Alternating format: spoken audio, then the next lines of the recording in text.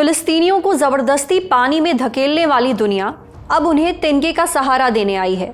21 सितंबर को Britain, Canada, Australia और पुर्तगाल ने फिलिस्तीन को देश के तौर पर मान्यता दे दी।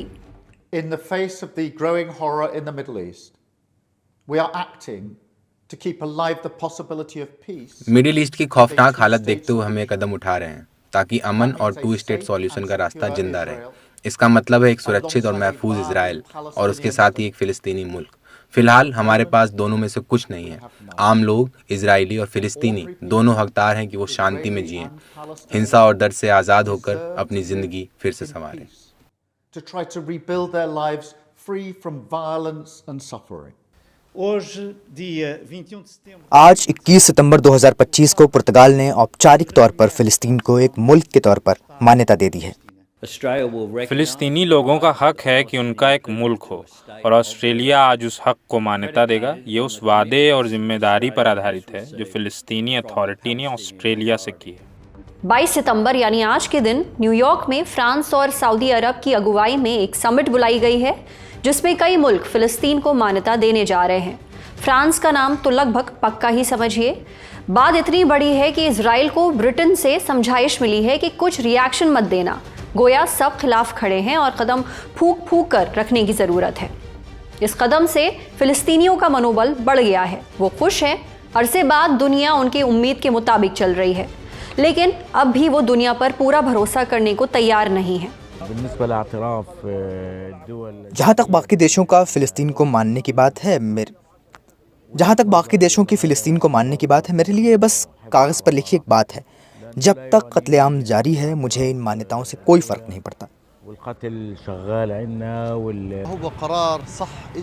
ये सही फैसला है जो देर से आया। देर आए दुरुस्त आए। पूरी दुनिया में लेफ्ट ताकतवर हो रहा है और उसी का नतीजा है कि ब्रिटेन, कनाडा और ऑस्ट्रेलिया ने फ़िलिस्तीन को मान्यता दी है। हम दुनिया के हर मुल्क से अपील करते हैं कि वो फ़िलिस्तीन को मान्यता दें। दूसरी तरफ इजरायली इसे आतंक को दिए गए एक इनाम की तरह देख रहे हैं। ये साफ तौर पर हमास के लिए इनाम है, दहशतगर्दी के लिए इनाम है। ये उनको जायज़ ठहराता है। अब वो अपने पागलपन को जारी रख सकते हैं।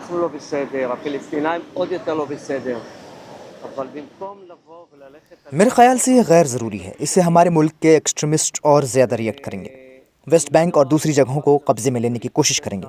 इससे और भी ज़्यादा मसले पैदा होंगे।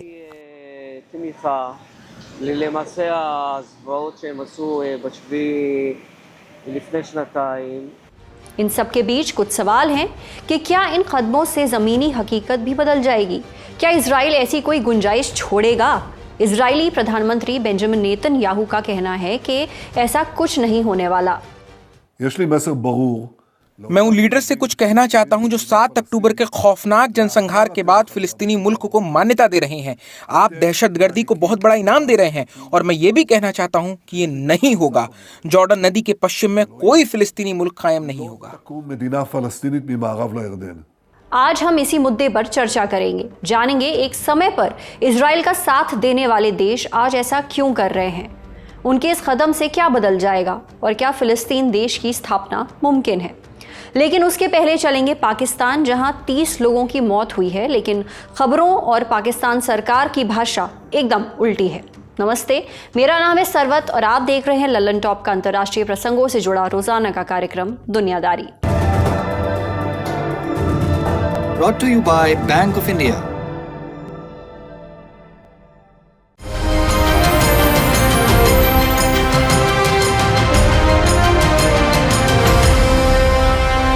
पहली बड़ी खबर पाकिस्तान से है, जहां एक बम धमाके में 30 लोग मारे गए हैं। मरने वाले आतंकवादी थे या आम इंसान? ये धमाका खुद ब खुद हुआ या पाकिस्तान सेना ने करवाया? इसे लेकर अलग अलग दावे सामने आ रहे हैं। दरअसल पाकिस्तान के खैबर पख्तूनख्वा प्रांत में तिरहा घाटी है। यही है मात्रे दारा गांव। 21 और 22 सितंबर की दरमियानी रात करीब 2 बजे के आसपास तेज धमाकों की आवाज सुनाई दी। बमबारी इतनी तेज थी कि गांव का एक बड़ा हिस्सा पूरी तरह तबाह हो गया। कई घर भी मलबे में तब्दील हो गए। इंडिया टुडे की रिपोर्ट के मुताबिक पाकिस्तानी वायुसेना ने इस इलाके पर JF-17 लड़ाकू विमानों से बम गिराए, जिससे ये धमाका हुआ और 30 लोग मारे गए। मरने वालों में ज्यादातर महिलाएं और बच्चे थे, जबकि 20 से ज्यादा लोग घायल हुए। हालांकि पाकिस्तानी सरकार ने इस दावे पर कोई बयान नहीं दिया है। वहीं एसोसिएटेड प्रेस की खबर कहती है कि खैबर के इस इलाके में मौजूद तालिबान लड़ाकों ने एक जगह कथित तौर पर बम बनाने का सामान रखा था। सामानों के उस जखीरे में ही ब्लास्ट हो गया। पाकिस्तानी पुलिस का कहना है कि मरने वालों में 10 आम नागरिक हैं, जबकि 14 आतंकवादी मारे गए हैं। सच क्या है वो इन बयानों के बीच कहीं दबा हुआ है। खबर पर हमारी नजर बनी रहेगी। फिलहाल अगली खबर पर चलते हैं। पहले विश्व युद्ध से पहले फिलिस्तीन नाम का कोई मुल्क नक्शे पर बाकायदा मौजूद नहीं था। वो पूरा इलाका सदियों से उस्मानी सल्तनत के सूबों में बटा हुआ था और वहाँ यहूदियों की आबादी बेहद कम थी। जब 1914 में पहला विश्व युद्ध शुरू हुआ तो तय था कि इसका असर दुनिया के इस हिस्से पर भी पड़ेगा। 3 बरस बाद साल आया 1917। उसके साथ आई एक दस्तक जो समंदर की उफनाती लहरों से कहीं ज्यादा तेज और खौफनाक थी। ये थी ब्रिटिश फौज। जब आई तब फिलिस्तीन में अरब आबादी सबसे ज्यादा थी और यहूदी महज 6%। अब ब्रिटिश फौज को यहीं छोड़ते हैं और चलते हैं 100 बरस पीछे। 19वीं सदी की शुरुआत में जमीन पर यहूदियों की तादाद सिर्फ 3% थी। बाकी ज्यादातर आबादी अरब थी। ज्यादातर सुन्नी मुसलमान थे जो 7वीं सदी से यहाँ बसे हुए थे। उनके साथ एक मजबूत ईसाई अल्पसंख्यक भी था। यही लोग आहिस्ता आहिस्ता फिलिस्तीनियों के नाम से जाने जाने लगे। इस दौर के यहूदी ज्यादातर शहरों में रहते थे। वो या तो दुकानदार होते, या तो व्यापारी, या फिर मजहबी उस्ताद। इसके बरक्स ज्यादातर अरब किसानी करते थे। सब कुछ ठीक चल रहा था, लेकिन इस शांति में खलल पड़ी जब कुछ विचारधाराओं ने जोर पकड़ा। दरअसल उस वक्त यूरोप में नेशनलिज्म यानी राष्ट्रवाद की लहर उठी थी। पूरे यूरोप में ही यहूदियों पर जुल्म ढाया जा रहा था। इससे एक ज़मीन तैयार हुई और धीरे धीरे यहूदियों के बीच भी एक ख्वाब पलने लगा, अपने कौम की एक सरजमी, अपना एक मुल्क। इस मकसद का परचम लहराए जो विचारधारा खड़ी हुई उसे नाम दिया गया ज़ायोनिज़्म या फिर ज़ायोनिवाद। यरूशलेम में ज़ायन नाम की एक पहाड़ी है जो यहूदी धर्म में ख़ास जगह रखती है और अक्सर इसका इस्तेमाल यहूदी मातृभूमि के प्रतीक के तौर पर किया जाता है। ज़ायन से ही आया ज़ायोनिवाद। साल 1896 में एक ऑस्ट्रो हंगेरियन पत्रकार और नाटककार थियोडोर हर्जल ने एक पर्चा लिखा जिसका टाइटल था यहूदी मुल्क। इसमें उन्होंने पहली बार बाकायदा बुनियादी नक्शा पेश किया कि यहूदियों के लिए अलग मुल्क कैसा हो सकता है। लेकिन शुरू में सबकी नज़र फिलिस्तीन पर नहीं थी। बहस छिड़ी ये मुल्क कहाँ बने। कनाडा, दक्षिण अमेरिका, ब्रिटिश हुकूमत वाले पूर्वी अफ्रीका के इलाकों का भी जिक्र हुआ जो आज युगांडा और केन्या कहलाते हैं। मोटा माटी ये बहस 2 हिस्सों में बटी। एक धड़ा कह रहा था कहीं भी हो बस यहूदी मुल्क बन जाए।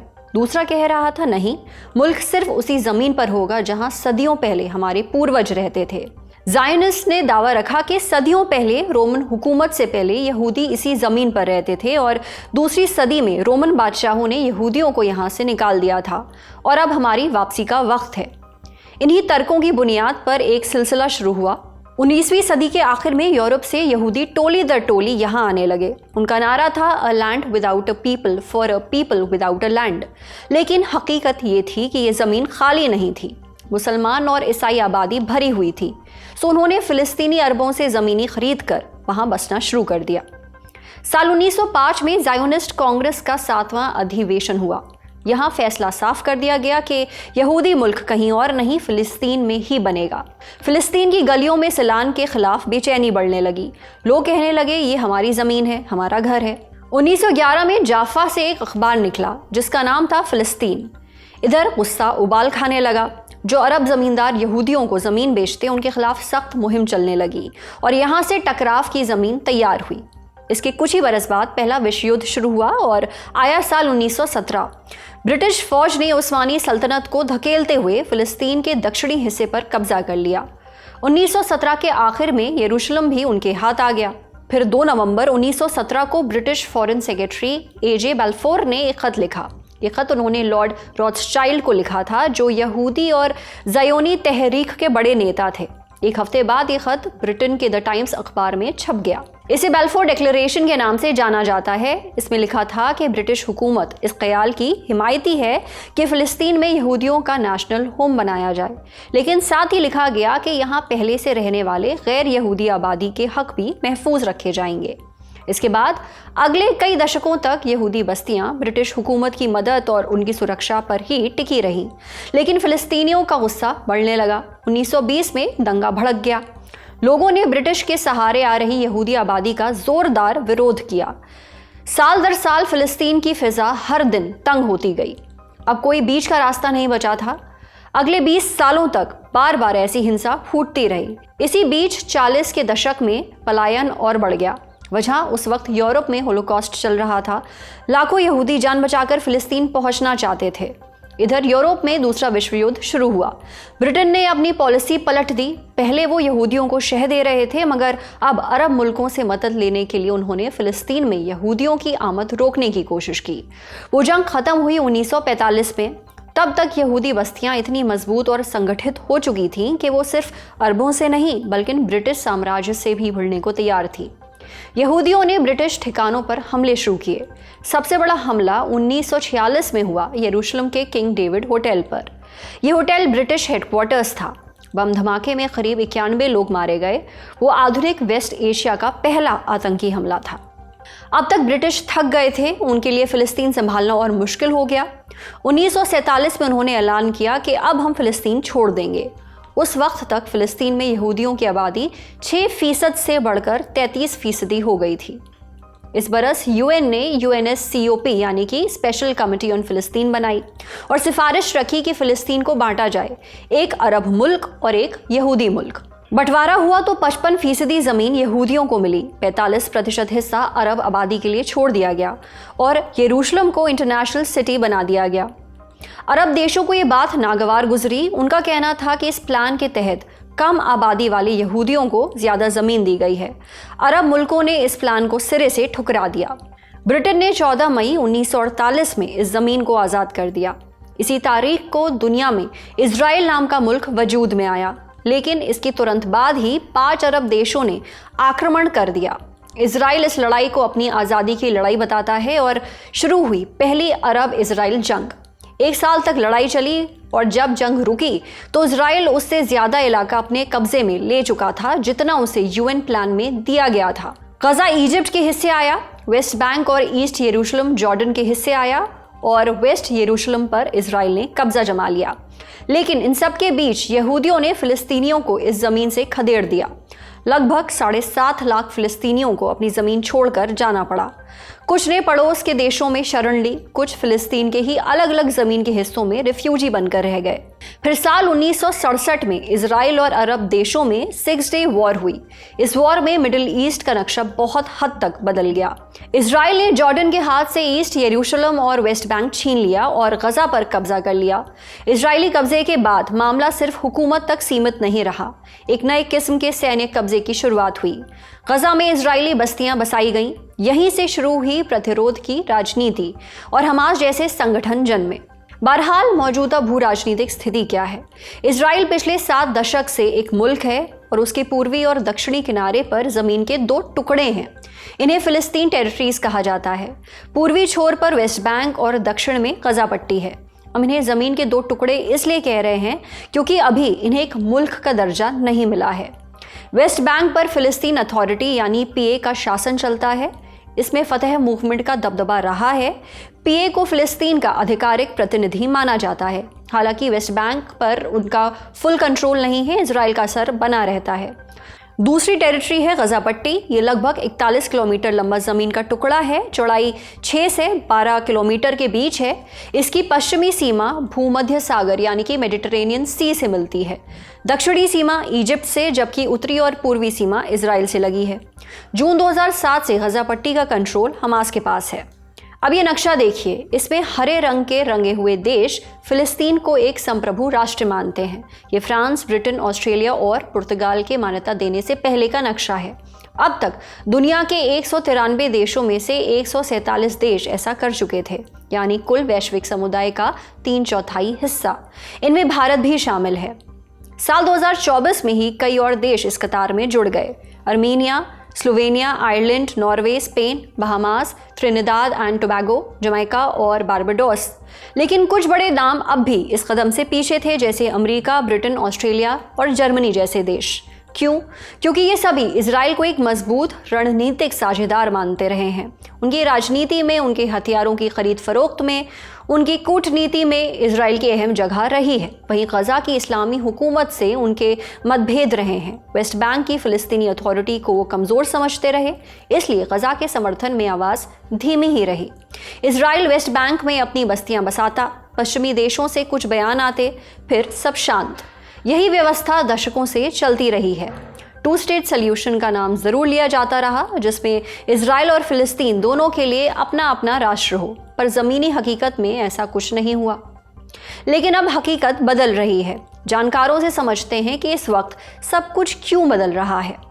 देखिए, 7 अक्टूबर 2023 के बाद से जिस तरह का घटनाक्रम हुआ है, जिसमें तकरीबन 65 या 66 हजार फिलिस्तीनियों की मौत हो चुकी है इजराइल के जो मिलिट्री एक्शन है उसकी वजह से, इन मौतों की वजह से अंतर्राष्ट्रीय लेवल पे एक बहुत ही बड़ा एक डिप्लोमेटिक प्रेशर और एक पब्लिक ओपिनियन का प्रेशर बन रहा है। ये जो प्रेशर है, ये यूरोपियन यूनियन में बहुत ज्यादा फील होता है, यूरोपियन देशों में, खासकर पश्चिमी यूरोप के देशों में, क्योंकि ऐतिहासिक तौर पे हमने देखा है कि अगर कोई एक ऐसा रीजन है जहां से मानव अधिकारों की सबसे ज्यादा बात होती है तो वो यूरोप से ही होती है। यूरोप दुनिया का इकलौता ऐसा एरिया है जहाँ पे उनका एक स्पेशल कोर्ट है ह्यूमन राइट्स का, जिसको European court of human rights कहते हैं। तो पूरी दुनिया में ह्यूमन राइट्स के लिए जो पूरी मुहिम है वो यूरोप से स्टार्ट होती है। ऐसे देशों में जो पब्लिक ओपिनियन है, खासकर फ्रांस में, स्पेन में, स्कैंडिनेवियन कंट्रीज में, वहाँ पे फिलिस्तीन के जो अभी जिस तरह का माहौल है वहाँ उसके लिए बहुत ज्यादा सहानुभूति बढ़ती जा रही है। और उस वजह से जो पब्लिक प्रेशर बढ़ा है इन देशों की सरकार के ऊपर, ये उसी का नतीजा है कि ये जो डिमांड है ये यूरोप में 2014 के आसपास से स्टार्ट हो गई थी कि फिलिस्तीन को एक देश की तरह मान्यता मिले, वो अब जाके पूरी हो रही है। और अब इन देशों की सरकारों को लग रहा है कि हम इस पब्लिक प्रेशर को और प्रोटेस्ट और दबा नहीं पाएंगे, तो इसलिए वो अब मान रहे हैं। अब समझते हैं कि क्या फिलिस्तीन के लिए एक देश का दर्जा पाने का रास्ता आसान होगा। कानून की किताब खोलिए। 1933 का मॉन्टेविडियो कन्वेंशन, इसमें किसी भी राज्य को मान्यता देने के लिए 4 शर्तें लिखी हैं। स्थायी आबादी, साफ सुथरा नक्शा यानी परिभाषित भू सीमा, एक सरकार जो रिप्रेजेंट करे, दूसरे देशों से रिश्ते बनाने की क्षमता। अब इसको अप्लाई करिए फिलिस्तीन पर। क्या उसकी एक स्थायी आबादी है? इसका जवाब है हाँ। गजा और वेस्ट बैंक में लाखों फिलिस्तीनी मौजूद हैं। दूसरा सवाल, क्या वो दूसरों से रिश्ते बना सकता है? इसका भी जवाब है हाँ। दिल्ली में भी फिलिस्तीन के दूत मौजूद हैं, लेकिन असली पेज कुछ और है। फिलिस्तीन का नक्शा अधूरा है, सरकार बटी हुई है। आज वेस्ट बैंक के सिर्फ 40% हिस्से पर फिलिस्तीनी अथॉरिटी का होल्ड है, बाकी पर इजरायली सेना और इजरायली बस्तियां हैं।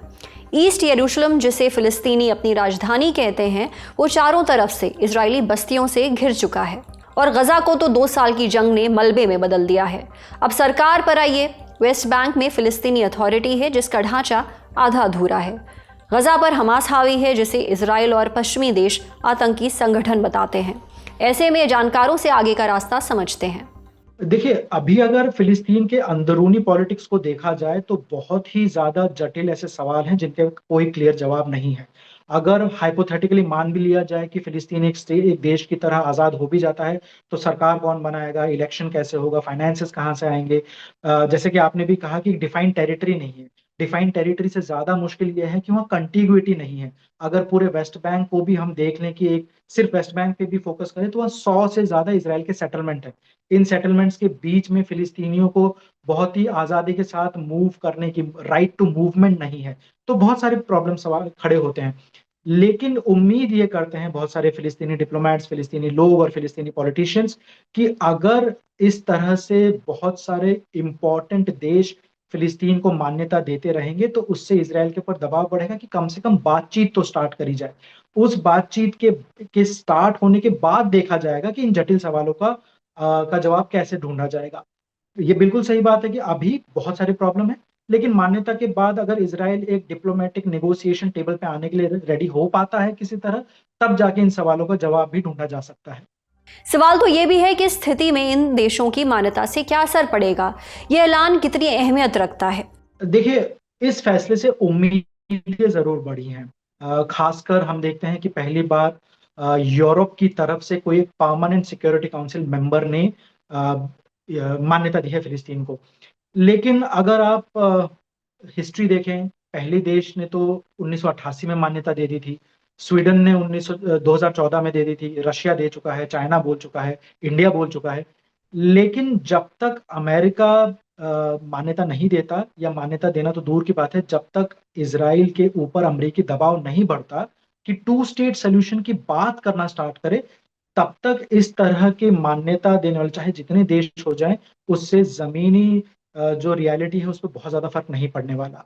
और इजराइल की सरकारों के पास, इजराइल की पॉलिटिकल पार्टीज के पास एक बहुत बड़ा एक फैक्टर है कि उन्हें पता है कि अमेरिका उनके ऊपर ये दबाव नहीं डालने वाला। और इसीलिए हम देखते हैं कि किस तरह बेंजामिन नेतन्याहू ने बिल्कुल सिरे से दरकिनार कर दिया कि कितने फिलिस्तीनी मरे, और उन्होंने सिर्फ फोकस इस बात पे किया कि फिलिस्तीनियों ने 7 अक्टूबर 2023 को हमारे ऊपर अटैक किया, और अभी ब्रिटेन, कनाडा और ऑस्ट्रेलिया ने इन टेररिस्ट को एक इनाम दिया है उनके देश को मान्यता देके। उन्होंने इस बात के ऊपर फोकस ही नहीं किया कि 65,000 फिलिस्तीनियों के मरने की वजह से बहुत सारा पब्लिक प्रेशर बन रहा है। और साथ ही साथ उन्होंने ये भी कहा कि जब तक वो जिंदा है, जब तक उनकी सरकार है, तब तक 2 स्टेट सोल्यूशन नहीं होने वाला, तब तक फिलिस्तीनी देश नहीं बनने वाला। और इजराइल के डोमेस्टिक पॉलिटिक्स के अंदर भी हम देखते हैं कि एक ये मुहिम बढ़ती जा रही है कि पूरे वेस्ट बैंक को ही सिरे से बिल्कुल अपना हिस्सा बना लिया जाए, इजराइल का हिस्सा बना लिया जाए, उसे अनेक्स कर लिया जाए, ताकि वेस्ट बैंक में बिल्कुल इजराइल की सरकार का सॉवरेन कब्जा हो जाए, संप्रभुता इस्टेब्लिश हो जाए, जिससे फिलिस्तीन का इंडिपेंडेंट होने का सवाल ही खत्म हो जाए। तो घूम फिर के बात यह कि जब तक इजराइल के ऊपर दबाव नहीं बढ़ता, और वो भी खासकर अमेरिका का, तब तक जमीनी लेवल पे कोई चेंज नहीं आने वाला, मुझे लगता है। बेंजामिन नेतन्याहू का फिलिस्तीन के खिलाफ रुख बिल्कुल साफ है। फरवरी 2024 में उन्होंने कहा, सब जानते हैं कि मैंने दशकों तक फिलिस्तीनी राज को रोका जो हमारी मौजूदगी के लिए खतरा बन सकता था। अगस्त 2025 में इजराइल ने ईस्ट यरूशलेम को वेस्ट बैंक से काटने वाली बस्तियों के प्रोजेक्ट को अंतिम मंजूरी दे दी।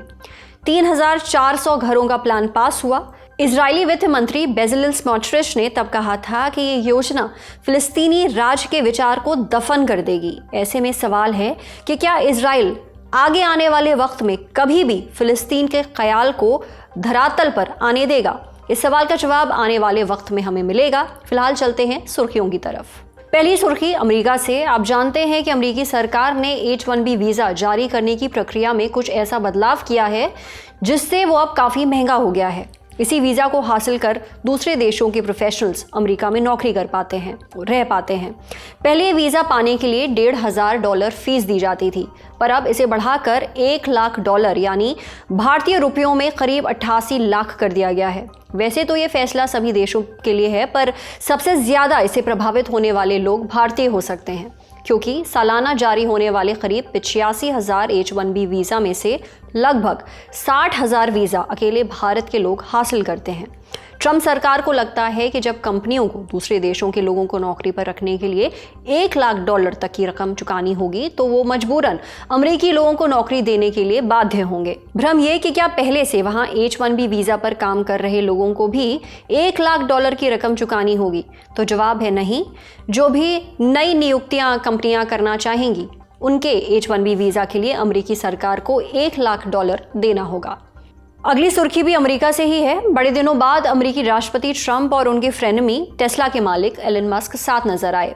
मौका था चार्ली कर्ट की श्रद्धांजलि सभा, जो अमेरिकी राज्य अरिजोना के ग्लेंडेल शहर में मौजूद स्टेट फार्म स्टेडियम में आयोजित की गई थी।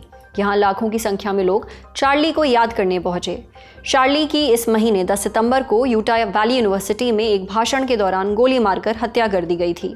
चार्ली ट्रंप के सहयोगी थे और नामी राइट विंग इन्फ्लुएंसर। उन्होंने 18 साल की उम्र में टर्निंग पॉइंट USA नाम के एक संगठन की शुरुआत की थी, जो अमेरिका का प्रमुख कंजर्वेटिव स्टूडेंट यूनियन है।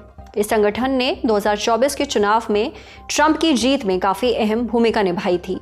चार्ली की हत्या का आरोप 22 साल के टाइलर रॉबिन्सन नाम के एक शख्स पर है, जिसका कहना था कि चार्ली बहुत नफरती व्यक्ति थे, इसलिए उसने उन्हें मार दिया।